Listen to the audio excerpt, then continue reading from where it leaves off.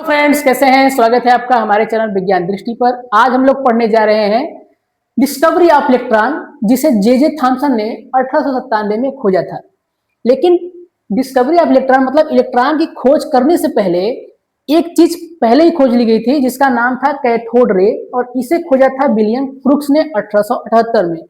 इसी जो है कैथोड रे की मदद से आगे जो है जे थॉमसन ने प्रयोग को बढ़ाया और एक नए फंडामेंटल पार्टिकल मूलभूत जो है कण का खोज किया, जिसे हम आज इलेक्ट्रॉन के नाम से जानते हैं।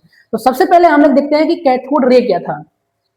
विलियम क्रूक्स ने 1878 में एक 60 सेमी लंबी कांच की नली ली, उसमें से सारा हवा जो है वैक्यूम ट्यूब की मदद से बाहर निकाल दिया और इस ट्यूब में एक नेगेटिव टर्मिनल के लिए और एक पॉजिटिव टर्मिनल के लिए दो प्लेट लगा दिए।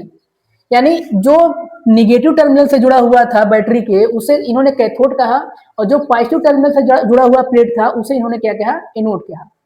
जब इन्होंने विलियम क्रूक्स ने इस पे 10⁻³ से लेके 10⁻5 यानी लगभग 10,000 से लेके 1,00,000 वोल्टेज तक की धारा प्रवाहित किया, बहुत ही कम प्रेशर पे। प्रेशर का मतलब था कि 10⁻² से लेके 10⁻³ एटीएम पर प्रवाहित किया। तो इन्होंने देखा कि यहां से कैथोड से कुछ किरणें एनोड पर जाके गिर रही थी। कैसे पता चला कि गिर रही थी कि नहीं? तो यहाँ इन्होंने फ्लोरोसेंट मटेरियल लगाया हुआ था, जैसे जिंक सल्फेट। फ्लोरोसेंट मटेरियल पे जब ये अदृश्य किरणें गिर रही थी तो वहां पर हरे रंग की प्रदीप्ति यानी हरे रंग का चमक आ रहा था। इसी किरण को, जो अदृश्य किरणें यहां से जाके यहाँ पर गिर रही थी, इसको विलियम क्रूक्स ने कहा था ये कैथोड किरणें हैं। क्यों कैथोड कहा? क्योंकि ये जो है निगेटिव टर्मिनल से जाके पॉजिटिव टर्मिनल यानी एनोड की तरफ गिर रही थी। इतना जो है काम किसने किया था? विलियम क्रूक्स ने किया था। इसी प्रयोग को आगे इन्होंने बढ़ाया जे थॉमसन ने। इन्होंने क्या किया कि ये जो किरणें थी कैथोड से एनोड के बीच जा रही थी, इनके बीच जो खाली जगह था, इसमें दो तीन चीजें ऐड किया इन्होंने।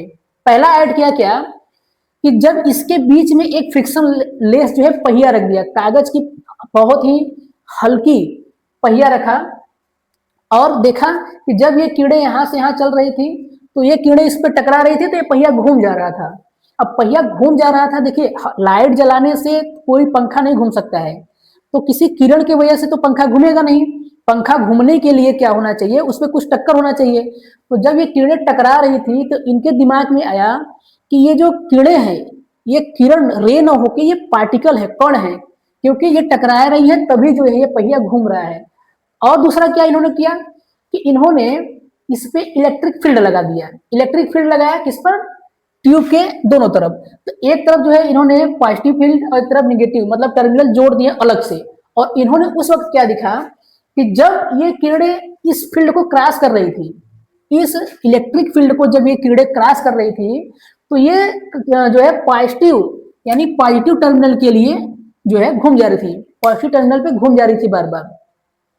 इससे इनको यही बात समझ में आ गया कि ये जो किरणें निकल रही हैं यानी जो पार्टिकल निकल रहा है, इसका नेचर निगेटिव टाइप का है, यानी इस पे ऋण आवेश है। ऋण आवेश होने की वजह से ये धन आवेश वाले एनोड पर जा जाके गिर जा रही हैं। दो चीजें निष्कर्ष निकाली।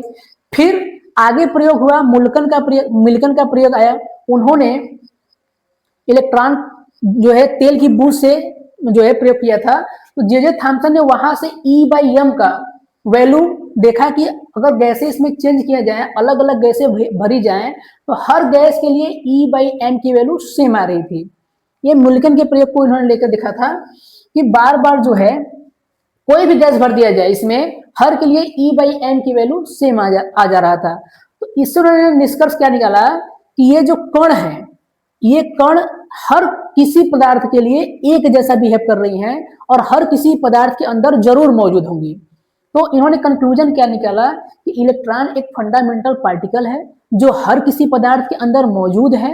इसके ऊपर निगेटिव चार्ज है और इस निगेटिव चार्ज की वैल्यू जो निकला था वो निकला था 1.6 × 10⁻⁻19 कूलम। मिल्कन के प्रयोग से निकला था, तेल वाले बूंद वाले। और E/m की वैल्यू जो निकली थी, यानी जो इसका द्रव्यमान निकला E/m के मदद से, वो निकला था 9.1 × 10⁻34 kg। E/m के मदद से इसका द्रव्यमान निकाला गया था, मास निकाला गया था किसका? इलेक्ट्रॉन का। बस इतना छोटा सा ही था इलेक्ट्रॉन की खोज। ठीक है, आई होप आपको बात ये बहुत अच्छे से समझ में आई होगी।